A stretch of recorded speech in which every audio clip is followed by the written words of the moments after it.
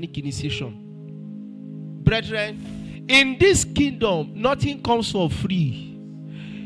Salvation is free. You have to buy Bible. Even Bible society that is sharing Bible before now, they are telling you have to add something for them to give you. Finish free.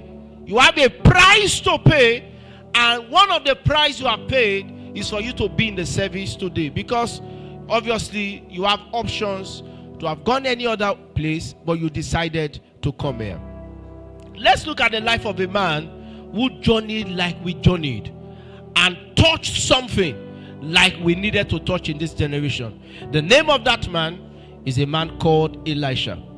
In 2 Kings chapter 2, I'm sharing what I call journey into the realm of power, authority, and fire.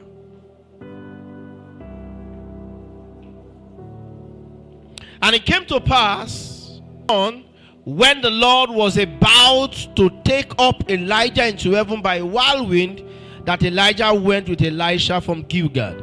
Then Elijah said to Elisha, "Please, for the Lord has sent me on to Bethel." But Elisha said, "As the Lord lives, and as thy soul lives, I will not leave you." So they went down to Bethel. I need you to know that God is doing awesome things in this season. But you need to be very aware for you to be part of it. You need to be conscious. You need to be sensitive. If there is any time you must be sensitive to what God is doing, we are at the best time. Luckily for us, there is no financial tag to it. It's only men who can pay the price that will have opportunity to have access to it. It just came up. The previous day they slept as if they were ordinary men. They woke up to the awareness of what God was doing. If you are not aware, you can be lost in a crowd. You must come to that place of spiritual awareness of what God is doing in this season, so that you can partake of it. So Elisha just woke up and Elijah told him, "Tomorrow I'm going." But you know what shocked me in this passage of the Bible?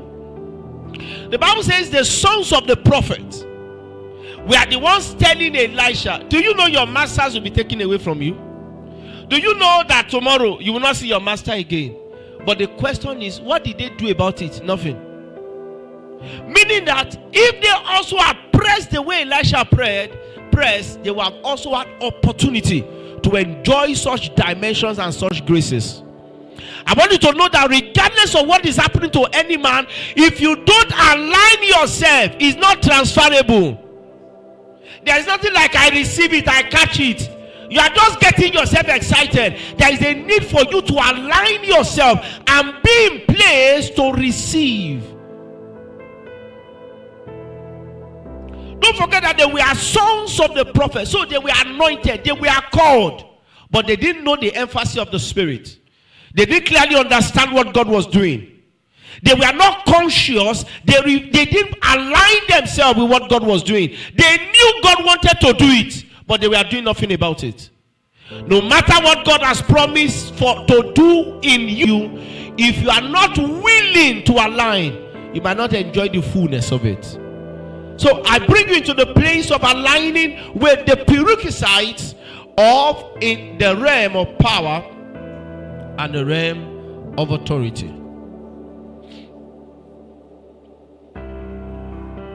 So Elisha began to take him on the journey. And the first journey it took him,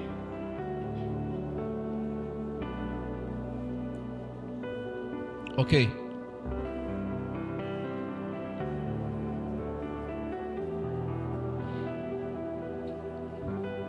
So it came to pass when the Lord would take up Elijah into heaven by a whirlwind, that Elijah went with Elisha from Gilgal. And as he began to flow, you know, Gilgal is the place of the Palestinians. But beyond here, he said, there is a journey we have to take. In verse 2, and Elisha said unto Elisha, "Tarry here, I pray this, just stay in Gilgal. For the Lord has sent me to Bethel." And Elisha said unto him, as the Lord lives, and as thy soul liveth, I will not leave thee. So they went down to Bethel. Now Bethel, the place of God, is the house of God. The first journey, the first step, the first entry point, the first vista that needs to be open to you is called the place of the house of God. That's the first realm to attain as far as power, as far as fire is concerned. And in the house of God, there are three compartments. There is the outer court, there is the holy place, and there is the holies of holies. So see, that's why you see in the kingdom, it is your level of ascension, it is your level of pressing that determines your placement in life. The house of God is the major ingredient in this place. So you need to be in the house. Brethren, you need to be in the house. The house is very important. You can't be outside of the house and assume you are in the house. You have to be sure. You have to know that you are in the house. That awareness must be in you that you are in the house of God. It is that consciousness that builds it in you that you are now the house of God. Until when you have come inside the house, the awareness that you are the house will never come, because the dogs live outside.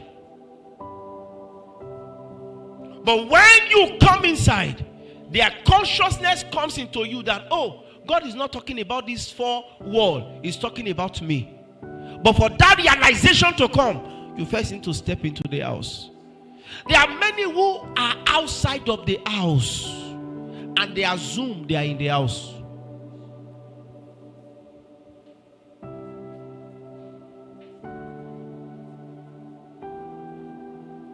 The house of God is key.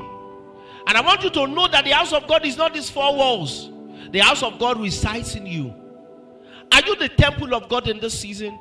For God to execute great things in you, the house of God must be entrenched in you. And that's why you can't afford to behave anyhow. That's how you can't afford to talk anyhow. That's how you can't afford to do anything. I was with the family on Friday and we were talking. And the two children, they just left 1 year.